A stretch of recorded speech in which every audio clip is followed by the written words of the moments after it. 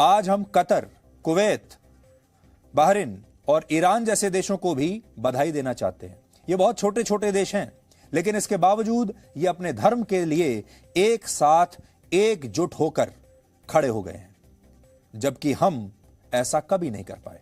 क्या भारत के लोग अपने धर्म को लेकर, अपने देश को लेकर कभी भी इस तरह से एकजुट खड़े हो सकते हैं जैसा कि आज दुनिया भर के मुस्लिम देश खड़े हो गए हैं?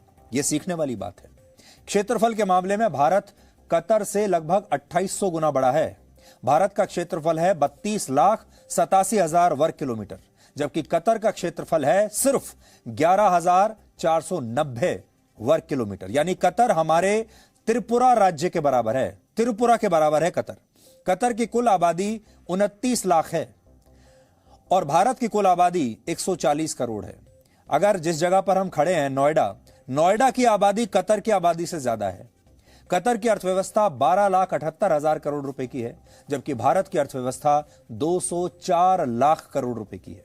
लेकिन इसके बावजूद कतर अपने देश में भारत के राजदूत को तलब करता है और इस मुद्दे पर भारत से माफी मांगने के लिए कहता है और भारत मांग भी लेता है। कुवैत भी बड़ा छोटा सा देश है। कुवैत सिर्फ 17,820 वर्ग किलोमीटर के क्षेत्र में फैला है। उसकी कुल आबादी लगभग 43 लाख है, सिर्फ 43 लाख। और कुवैत की अर्थव्यवस्था 10 लाख करोड़ रुपए की है। यानी भारत की अर्थव्यवस्था कुवैत से 19 गुना बड़ी है। लेकिन इसके बावजूद कुवैत भी कतर की तरह भारत के राजदूत को तलब करता है और इस मुद्दे पर भारत से माफी मांगने के लिए कहता है। और यह सूची बहुत लंबी है। ईरान ने भी इस मुद्दे पर भारत का विरोध किया है। ईरान की कुल आबादी है 8.5 करोड़। ईरान का कुल क्षेत्रफल 16,28,000 वर्ग किलोमीटर है। ईरान की अर्थव्यवस्था 17 लाख करोड़ रुपए की है। भारत की अर्थव्यवस्था 204 लाख करोड़ रुपए की है। लेकिन ईरान भी इस मुद्दे पर भारत को घेर रहा है। इससे भी बड़ा मजाक यह है कि अफगानिस्तान ने इस मुद्दे पर भारत को लेक्चर दिया है। पाकिस्तान जैसे देश इस मुद्दे पर भारत को लेक्चर दे रहे हैं। अफगानिस्तान की तालिबान सरकार ने इस घटनाक्रम की निंदा की है और भारत सरकार से कहा है कि उसे ऐसे लोगों पर सख्त कार्रवाई करनी चाहिए जो इस्लाम धर्म का अपमान करते हैं और मुसलमानों की भावनाओं को ठेस पहुंचाते हैं। अफगानिस्तान के अलावा पाकिस्तान ने भी भारत को इस्लाम विरोधी बताया है और सऊदी अरब ने भी इस मामले पर अपनी नाराजगी जताई है। ये सारे देश भारत की तुलना में बहुत छोटे हैं, लेकिन इसके बावजूद ये अपने धर्म के लिए एक साथ आकर खड़े हो गए। लेकिन हमारा देश इनसे कई गुना शक्तिशाली है, लेकिन हमारे देश के लोग अपने धर्म के लिए कभी भी ऐसे एकजुट नहीं हो पाए। आप इतिहास उठा के देख लीजिए, हमारा हजारों वर्षों का इतिहास उठा के देख लीजिए। हमारा देश कभी भी अपने लोगों के लिए या अपने धर्म के लिए एकजुट होकर कभी खड़ा नहीं हुआ। इसीलिए बार बार विदेश से आक्रमणकारी हमारे देश पर आते रहे और हम उनके नीचे एक दास बनकर जीते रहे। यानी हम बटे हुए हैं और मुस्लिम देश एकजुट है। इसीलिए हमारा देश हजारों वर्षों तक गुलाम रहा। आज आपको समझ में आ रहा होगा कि हम हजारों वर्षों तक गुलाम क्यों रहे। इस मुद्दे पर 57 मुस्लिम देशों के संगठन, ऑर्गेनाइजेशन ऑफ इस्लामिक कोऑपरेशन, जिसे आप अंग्रेजी में OIC भी कहते हैं, OIC ने भी भारत का कड़ा विरोध किया है और इस संगठन की तरफ से कहा गया है कि भारत में मुसलमानों के खिलाफ हिंसा की घटनाएं बढ़ती जा रही हैं। महिलाओं को हिजाब पहनने से रोका जा रहा है, मुसलमानों की संपत्तियों को तोड़ा जा रहा है और इसलिए यह संगठन चाहता है कि संयुक्त राष्ट्र इस मामले में भारत को लेकर जरूरी कदम उठाए। लेकिन सच यह है कि इस्लाम धर्म को लेकर इन देशों में भी खूब राजनीति होती है। तो आज हम इन देशों को भी थोड़ा सा आईना दिखाना चाहते हैं। यह बात सही है, ये सारे मुस्लिम देश एकजुट होकर आज खड़े हो गए हैं। ये बात हमें इनसे सीखनी चाहिए और यह बहुत अच्छी बात है। अपने धर्म को लेकर सही हो, गलत हो, कुछ भी हो, लेकिन इन सब लोगों में एकता है। यह बात आज हमें इनसे सीखनी होगी। दूसरी बात आज हमें जो इनसे सीखनी है वो ये कि मुद्दों का अंतर्राष्ट्रीयकरण कैसे होता है। जैसे हमने आपको कहा, कश्मीर में हर रोज हिंदुओं की हत्याएं हो रही हैं, लेकिन अंतर्राष्ट्रीयकरण हम उसका नहीं कर पाए।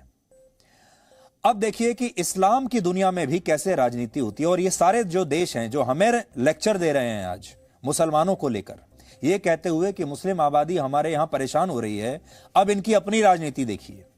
ये तमाम देश चीन के उइगर मुसलमानों को मुसलमान मानते ही नहीं, जिन्हें चीन ने अपनी जेलों में बंद करके रखा हुआ है। लाखों उइगर मुसलमान चीन की जेलों में बंद हैं, लेकिन इनमें से एक भी देश ये हिम्मत नहीं कर पाया कि ये चीन के खिलाफ वो बात बोल सकें जो ये भारत के खिलाफ बोल रहे हैं। चीन के खिलाफ चुप रहते हैं।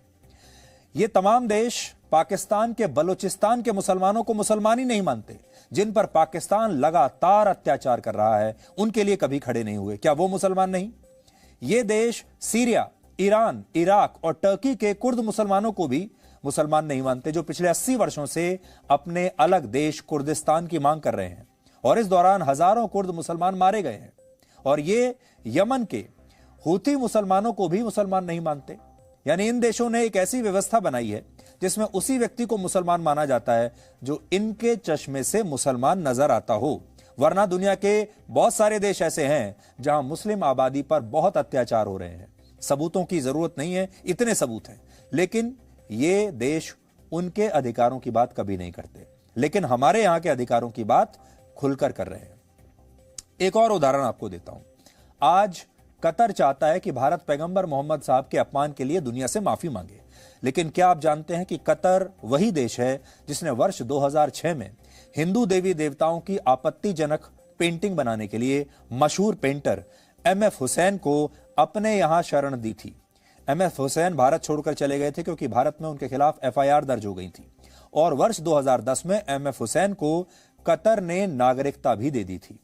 इसके अलावा आज कतर में एक ऐसा अंतर्राष्ट्रीय न्यूज चैनल चलता है वहां की सरकार के समर्थन से, जो खुलेआम भारत विरोधी खबरें दिखाता है और हिंदू विरोधी खबरें लगातार दिन रात चलाता है।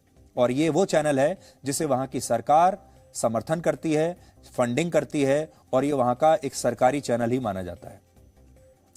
अब हमें यहां पर यह सीखना है कि भारत को भी कतर के राजदूत को बुलाना चाहिए और कहना चाहिए कि आपके देश का यह चैनल हमारे खिलाफ इतना दुष्प्रचार कर रहा है, इस चैनल को बंद करवाइए, नहीं तो आप माफी मांगिए।